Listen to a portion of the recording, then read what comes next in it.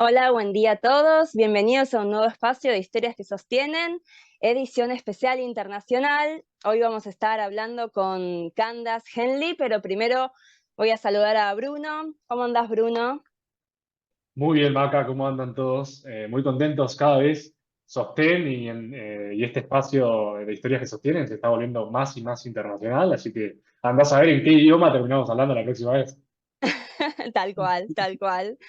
Bueno, antes de arrancar, recuerden que Sostén es una ONG que se dedica a la asistencia integral del paciente con cáncer y su entorno, brindando asistencia psicológica, nutricional, grupos de pacientes y familiares, además de capacitaciones, charlas, orientación, contención, en fin.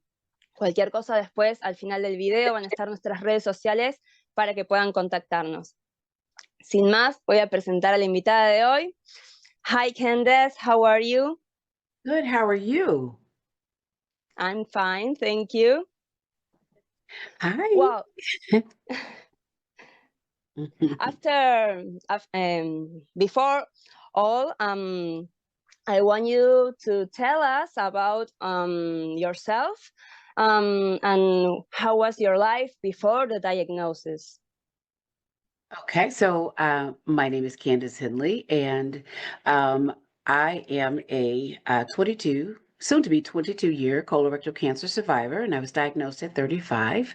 And I am the founder of the Blue Hat Foundation for colorectal cancer, which is a foundation that serves minority and medically underserved communities to assist them in finding screening resources for colorectal cancer. My life before cancer was, I guess you can say, everything that I wanted. I was, well, still am a mom of 5 daughters. I was a bus driver for the city of Chicago, and I had a house, and provided very nicely for my daughters, and we just were really going along, with our lives before I was diagnosed with cancer. That's pretty clear. I was going to ask you if you can tell to the whole people who are listening to us where you're from, but you just tell us, right? Chicago. Yes, I'm from Chicago, Illinois, in the United States. Beautiful. Um, In 2003, you had a lot of pain, you told us, but the doctors didn't check you properly. So how did you finally find out you had cancer afterwards?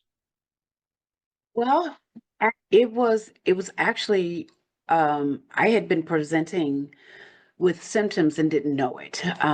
I had experienced shortness of breath when I would try to, when I would work out and when I would run. My first time, I hadn't had a bowel movement in 2 weeks, and I actually hadn't realized that.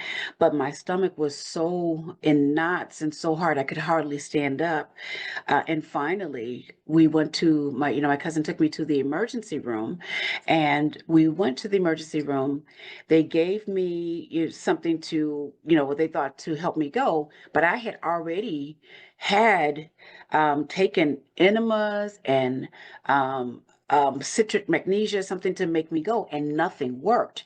So they were like, okay, we'll give you something here in the hospital. And it took a while. And finally I did, I was able to, pass a bowel, but that was it. They didn't ask any questions. They didn't, suggest that I see my doctor. They just assumed that because I drove long hours a day driving the bus, and I was a mom of 5 kids, and the life that I had was stress. So they assumed that it was stress related that I was having these problems. And so I didn't question it because it matched, what I thought too. Yeah, I did have a stressful life. You drive 13 hours a day. So I left. The second time I went to the emergency room was because I was at work and I passed out on the steps of my bus. I was lightheaded and just passed out.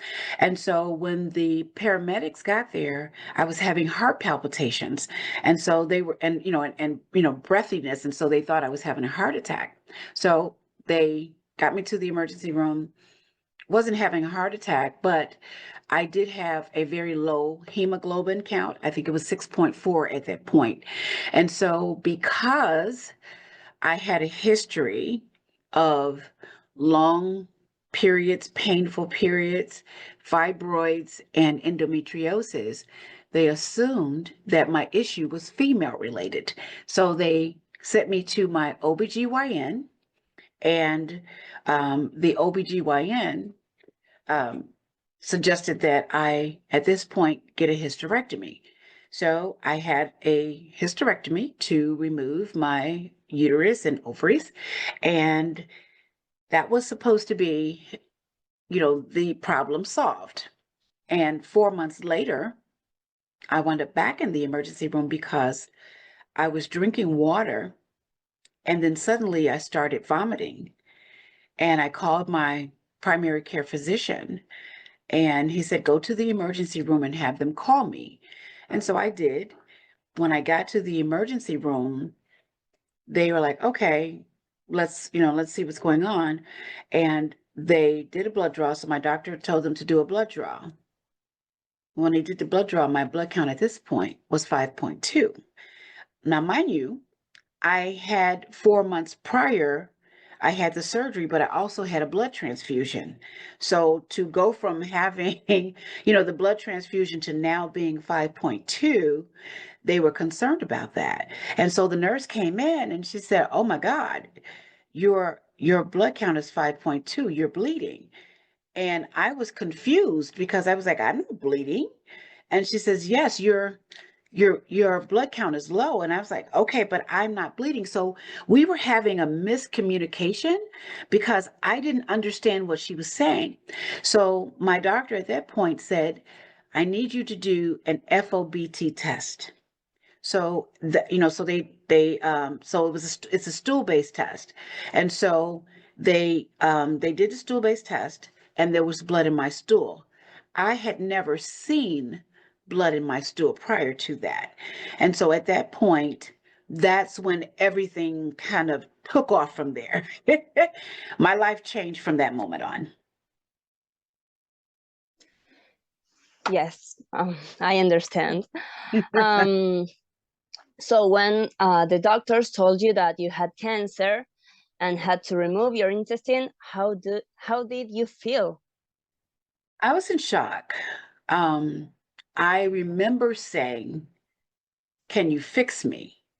That was the only thing that I could say because I was like, okay, I don't know what that means, but can you fix me? And I remember them asking me at that time if I wanted to speak to someone, because they had just told me that I had cancer. And I said to them, I don't know what to talk to them about because I haven't even processed it myself yet. And so in my mind, I was thinking, I have 5 children at home that I need to get back to. And I am like, can you fix me? And at that point, they're saying, okay, we are about to take you into surgery. And we'll get you, we'll do the surgery and you should be okay. And so that's all that I had in my head. And the last thing that I said before I went into surgery, my grandmother, who was always my spiritual advisor, asked me, what did I want her to pray for? And I said, what he means for evil, God means for good. And I didn't know where that came from, but that was in my heart that's what I wanted her to pray for. And then I went into surgery and my life changed dramatically from that surgery. It destroyed my life. Wow. Incredible. Then continuing with the story, afterwards you lost your house, cars, and job. How did you keep going after all of that? Well, I'm going to be honest with you. It was very, very hard to keep going. I didn't know what my life would be like, and I didn't expect not to be able to return to the life that I had. Initially, the stress of it all, trying to maintain my job and couldn't. And because I had cancer, I couldn't work anywhere else. So no one would hire me because I was still in treatment. So I didn't have the ability at the time to be able to support myself outside of the disability from my job. So that was $200 a week.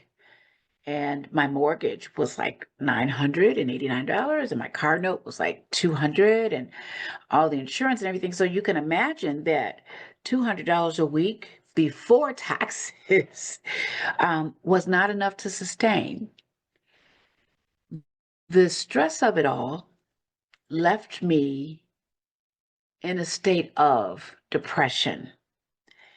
And because at the time, the life expectancy for a colon cancer survivor was 2 to 3 years, 2 to 5 years, depending. And in my moment of depression, I felt like, well, if I die, I have insurance that would take care of my children. So whoever I had designated to be the caregiver of my family would be supported. And so I tried to commit suicide because I did not want my children to watch me die. And I was like, well, I'm going to die anyway. So I'm sorry. It's okay. It's moving.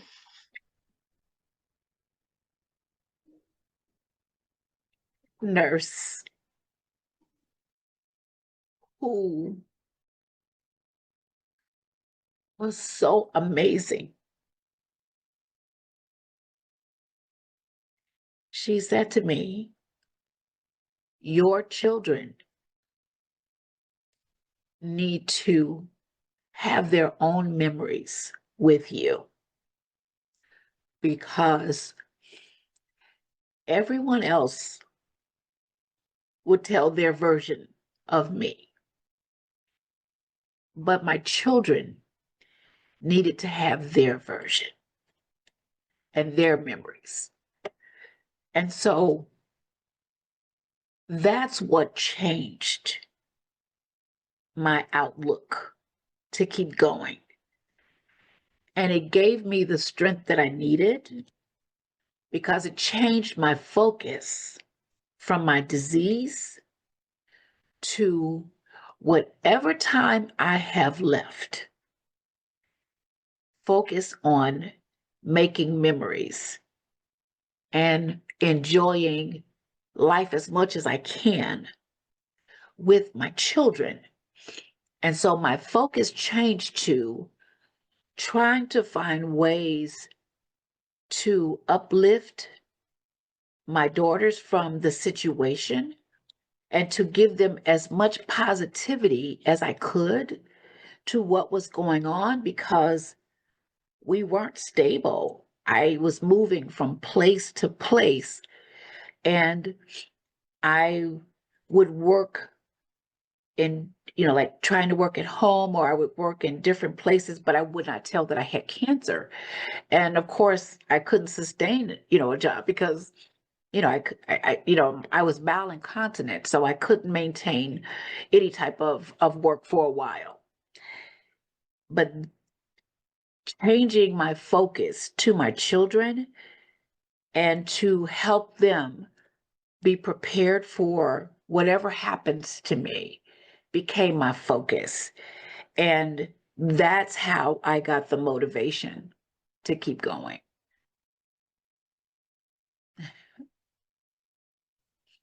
Yes. Awesome. And so in 2015, you started your organization. Yes.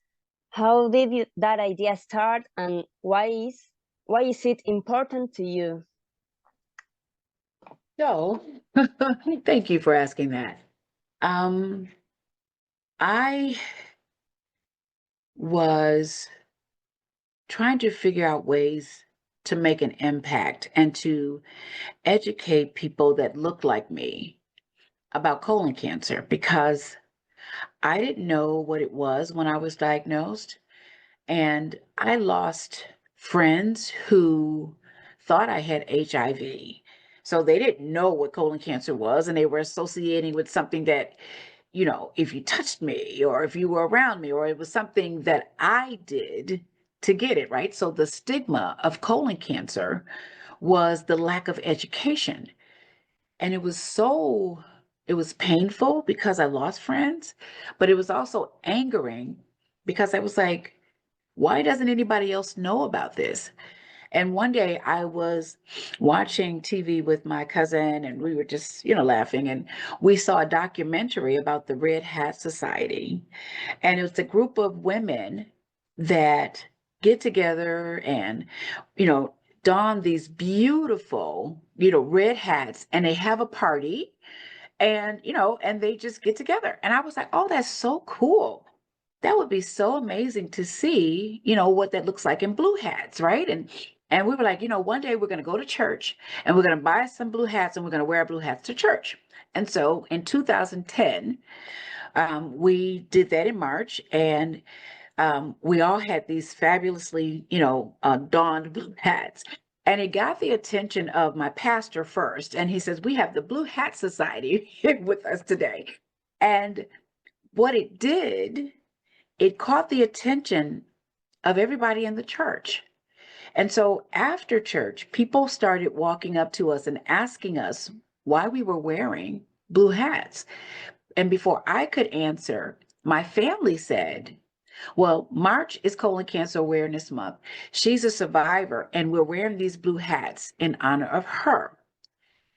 What the response was from the church members was that, oh, wow, I had a cousin or an uncle or a friend or a father or a mother who died from colon cancer.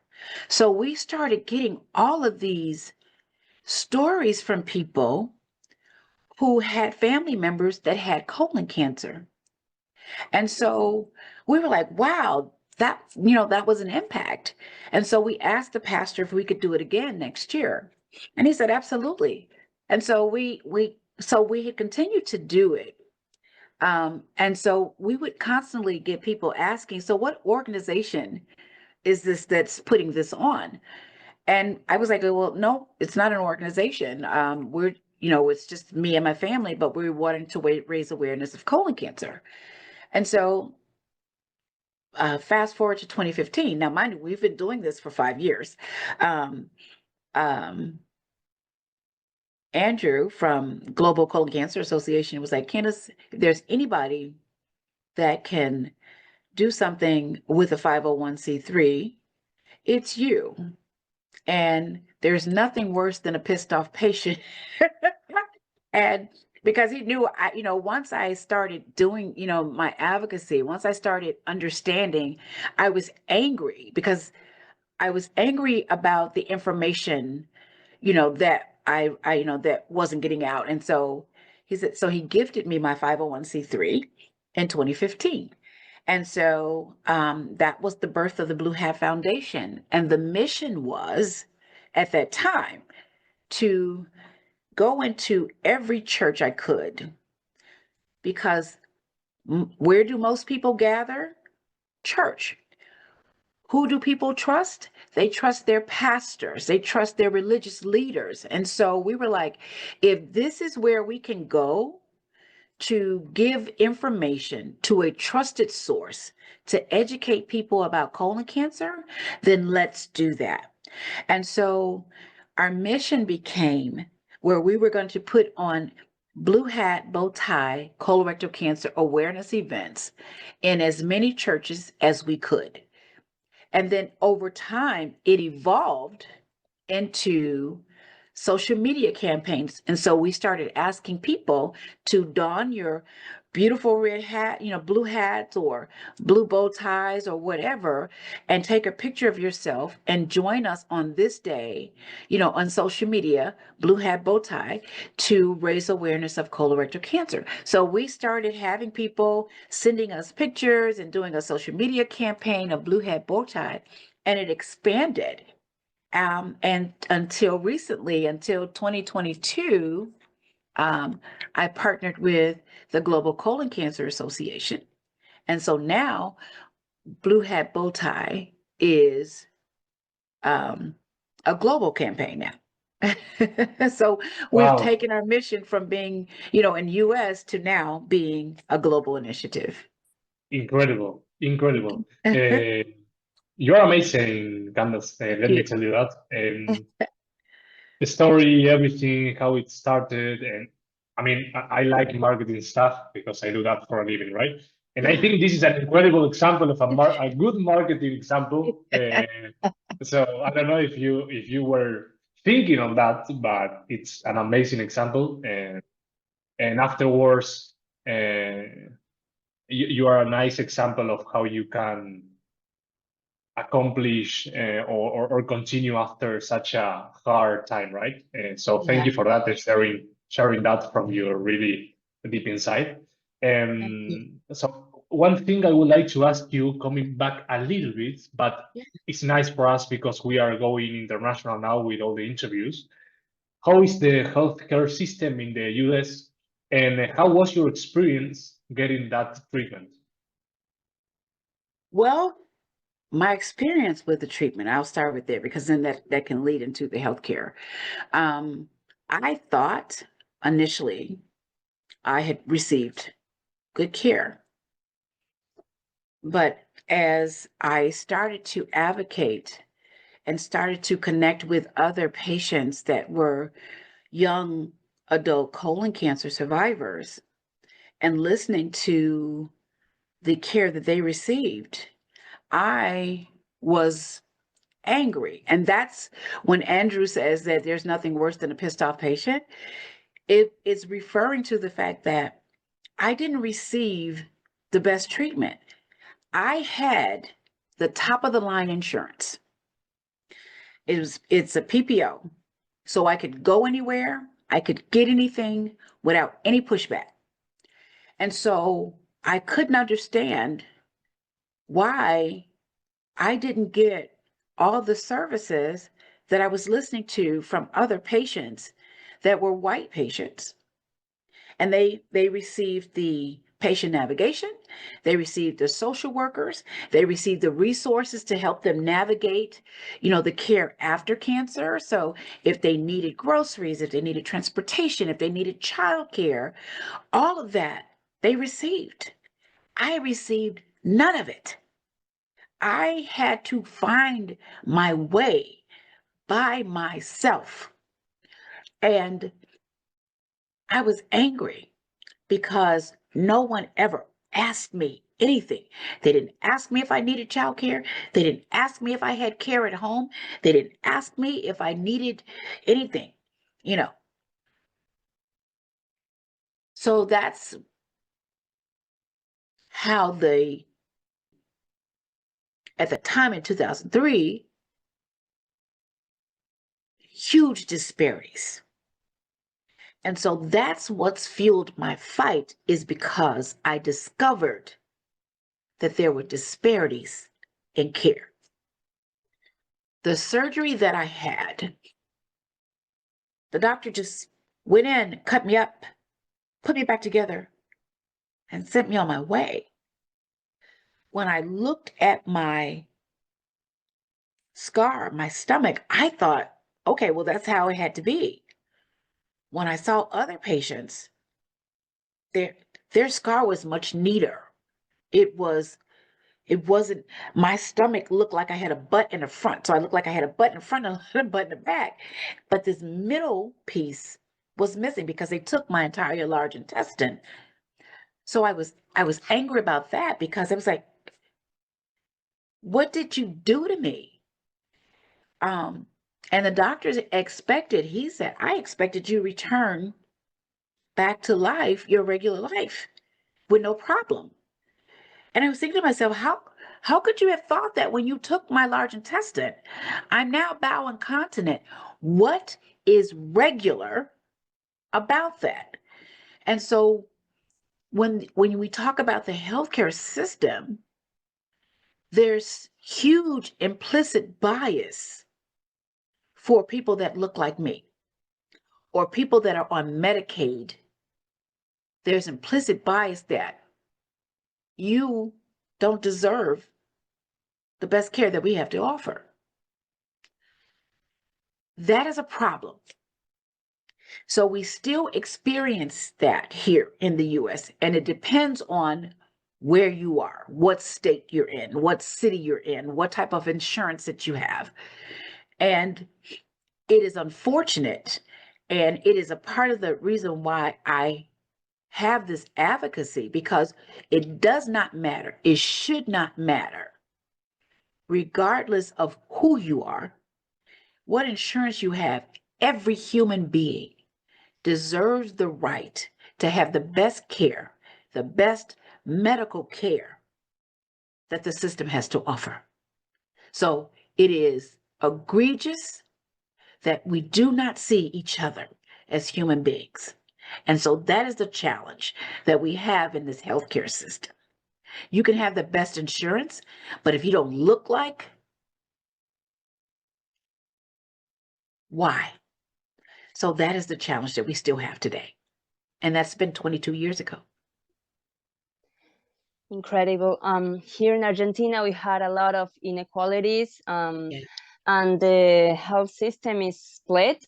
So I know what you're talking about. And now the situation is much complicated because, well, I told you the other day that we have free medications that are not delivered to the people. So people are dying with the medications in the drug bank. Wow. So it's so sad that inequalities still Yes. will be right. Awful. Awful, Yeah. very awful. So last question, Candace. Now you have been cancer free for more than 10 years. So Yes. what advice would you give to someone going through someone similar? Ooh, let's see here, because that's a lot. You know what? I would say lean in, meaning accept that you have cancer first. That's the first thing, because you can't move forward if you don't accept your situation. I would then say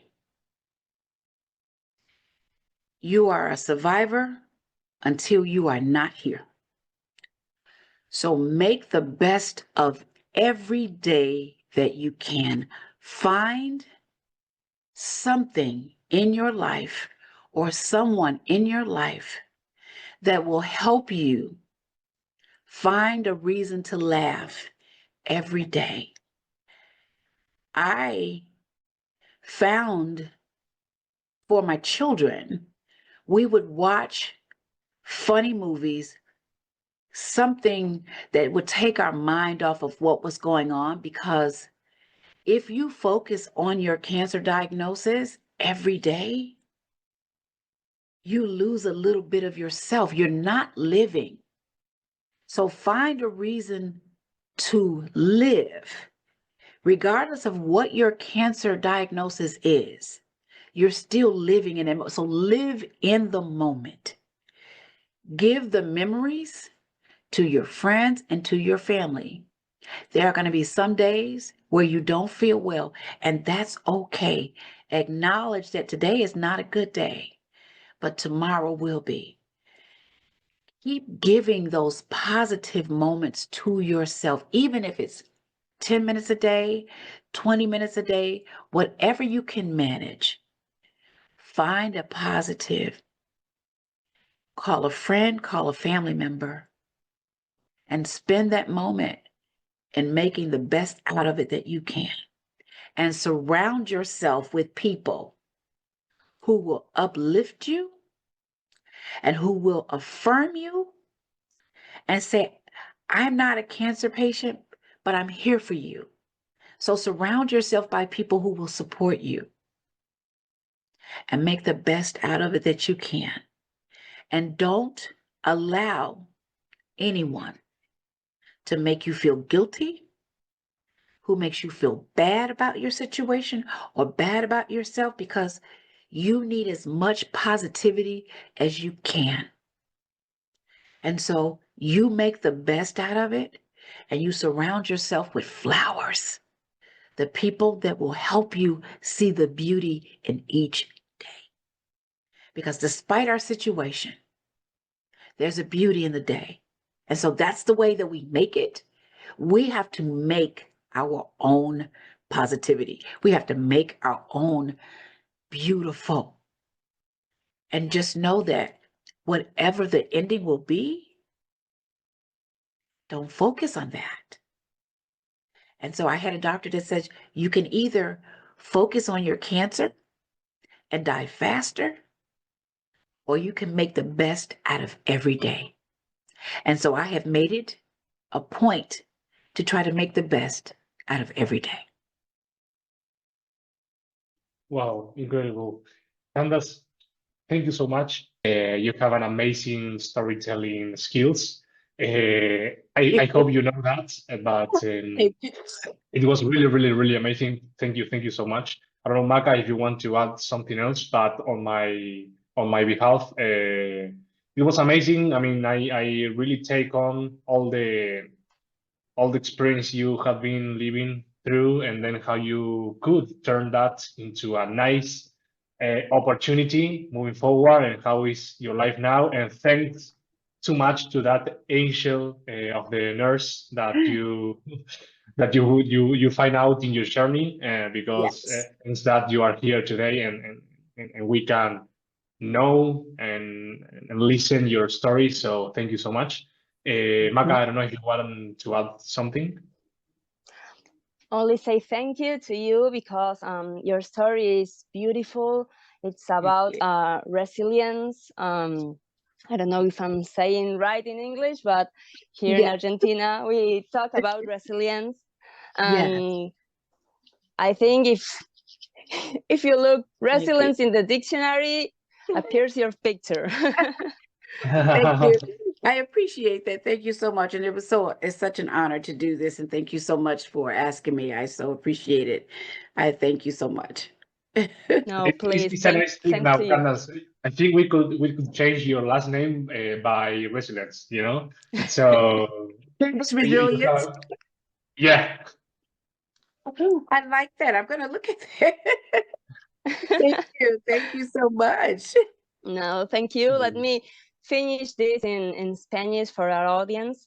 Bueno, muchas gracias a todos por participar hoy en un nuevo encuentro. Les recordamos que se pueden contactar con Sostén a través de las redes sociales. Nos encuentran en Facebook e Instagram como @soc_sostén. Nos pueden escribir por mail a talleres@sosten.org.ar o por WhatsApp al 11 28 33 59 50 y por nuestra página web www.sosten.org.ar.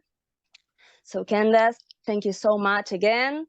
I love your story. I love your resilience, and I love all the projects that you have now. So thank you. I want to keep going, participating in everything you make. Awesome. I would love that. I would absolutely love that. we are going to definitely wait for some blue hats, because we want to take that picture. So yes, that's a promise. It is. Oh, great, because it is March 28th through the 31st. Okay, there's Yes. it. Maca, we need to take a picture with those blue hats and send it Yes. to her. And I have my blue bow. So Candace, Good. Candace saw it in Cape Town, so I wore my blue Yes, bow it was on beautiful. March. It was beautiful, yes.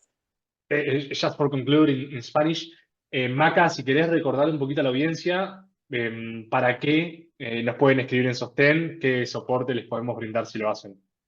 Perfecto. Bueno, les recuerdo igual, como les dije al principio del video, nos pueden contactar para asistencia psicológica, nutricional, para grupos de pacientes, para contención. Por ahí a veces necesitan simplemente ponerse en contacto y saber que hay alguien del otro lado para seguir viendo todos nuestros videos, toda la información que vamos a ir brindando a lo largo del año, charlas, talleres, capacitaciones. Se vienen cosas interesantes este año. Y bueno, por supuesto también todo lo que es orientación y asesoramiento en cuestiones médicas o de medicamentos, como comentamos en el video. Estamos viviendo una situación complicada con el tema de los medicamentos, así que si alguien tiene algún inconveniente, algún problema, nos puede escribir. Nosotros formamos parte de la Red Nacional Unidos por el Cáncer. Estamos en contacto con 145 organizaciones de toda la Argentina, así que los podemos poner en contacto con una de ellas o intentar resolver el problema desde lo administrativo o por alguna donación de medicamentos. That's it. That's it.